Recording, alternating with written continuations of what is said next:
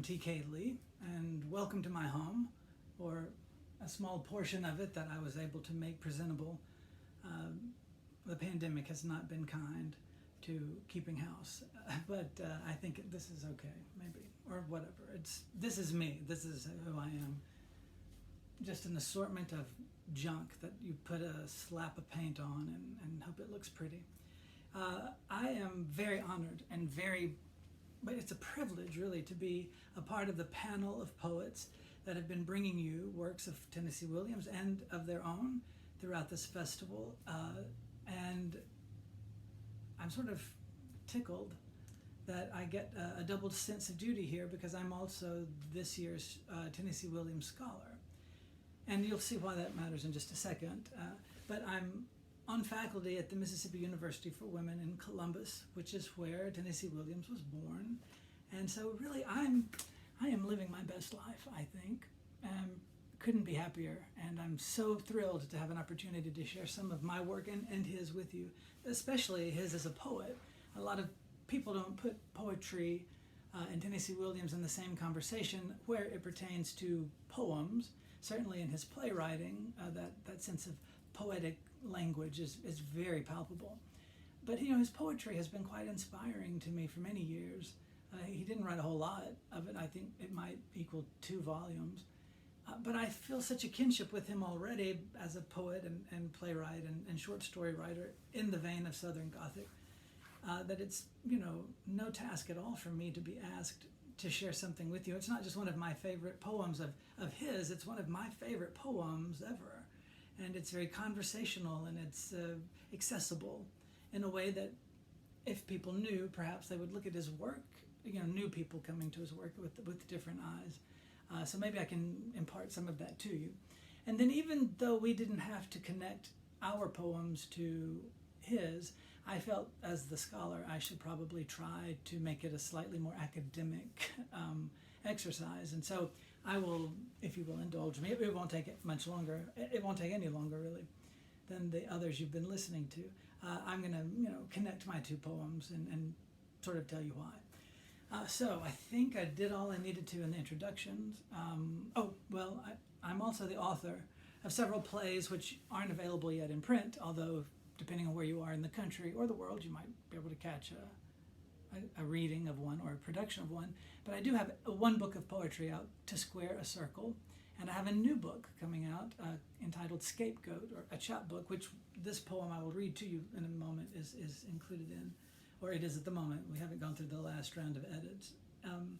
And also, To Square a Circle is available on Audible, or will be at probably the next week or 2. So if you like the way I sound reading poetry to you, by all means, take me home with you. I'll look great right there on the bedside table, or coffee table, or bookshelf, or wherever you put me. Just make sure you put me where you can be seen. As far as Audible goes, you'll just have to carry that with you in your phone, I guess. I don't know how all of that works, but anyway,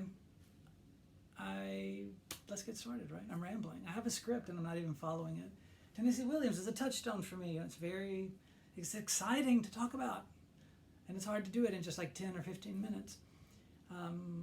But see, this is me going now to the poem and the script, so I will follow it if it's not too late. It's probably too late. So here is the poem by Tennessee Williams entitled Life Story. After you've been to bed together for the first time, without the advantage or disadvantage of any prior acquaintance, the other party very often says to you, "Tell me about yourself.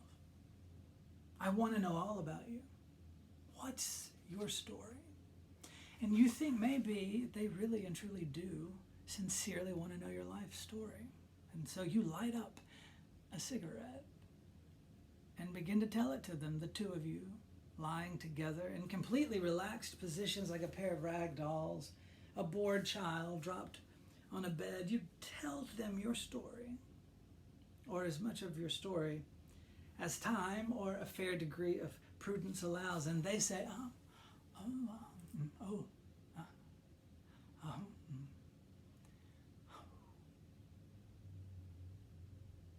each time a little more faintly, until the "oh" is just an audible breath And then, of course, there's some interruption. Slow room service comes up with a bowl of melting ice cubes, or one of you rises to pee and gaze at himself with the mild astonishment in the bathroom mirror. And then, the first thing you know, before you've had time to pick up where you left off with your enthralling life story, they're telling you their life story exactly as they'd intended to all along. And you're saying, oh, oh, oh. Each time, a little more faintly, the vowel at last becoming no more than an audible sigh. As the elevator, halfway down the corridor and a turn to the left, draws one last long, deep breath of exhaustion and stops, breathing forever. Then, well, one of you falls asleep, and the other one does likewise with a lighted cigarette in his mouth.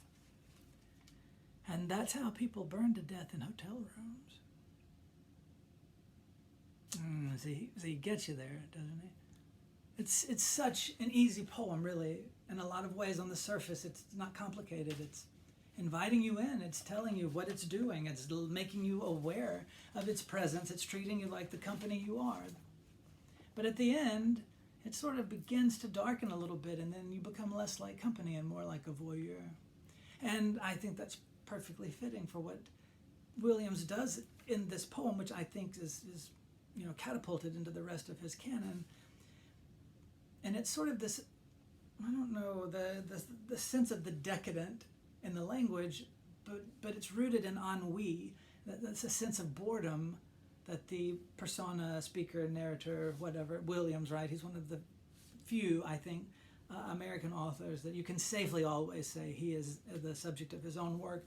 But he's amused by his boredom, and it's dealing with this failure of communication, right, between these two people, this lack of connection in which they are in civilized company with each other, pretending to be people because they don't want to feel guilty, I guess, about what it is they're doing. That's up for debate, but the idea of where they are is equally important in Southern Gothic, that environment, the clinical, clean anonymity that you get in a hotel room. They're all basically the same, with the basic functions working the same way and the basic expectations, and you can be anybody.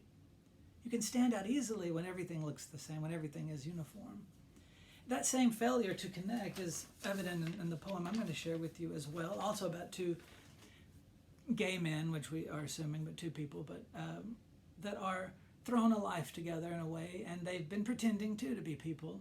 And the problem in the poem that's sort of front and center, although a little more clouded than Williams, is that they realize once this moment has occurred that they're not each other's people, and that is that's harsh. Maybe not burned to death in a hotel room harsh, but a slow burn that you carry with you the rest of your life, right? It's entitled Trespass.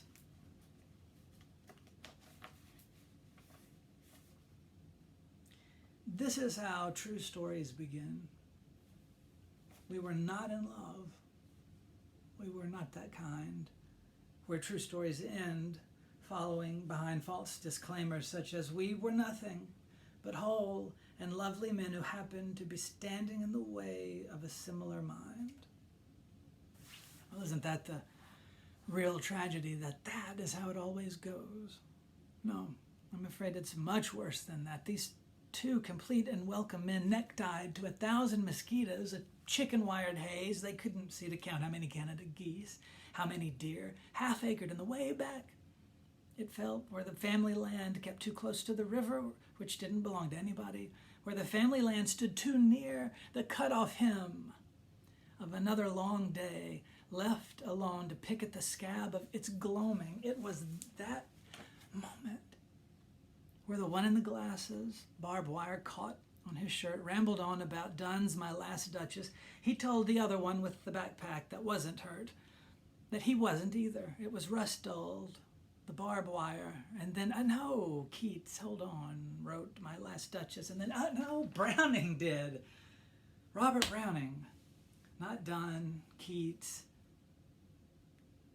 That's when these two clean and decent men had had enough. Perhaps they'd seen in each other too much of what would be better hidden. That dumb show of one wanting to be the lover and one the love. But it was dark and hard to see. That cruelty is the oldest truth. These two see now how they pulled back into the same line, roughly fixed on a point, stiff-necked to a root hewn into the shape of someone else's home. These two, they walk together. Old prose, this story. Aware they walk alone as two whole and lovely men, each one burdened by what the other one knows. No story, no true story can ever have two heroes. Well, you can mull over those themes and connections if you wish. I hope you enjoyed both of the poems. I hope you'll look into getting one of my books. I hope you like me, because I've liked doing this. All right. On behalf of Tennessee Williams, I suppose I can safely say thank you and goodbye.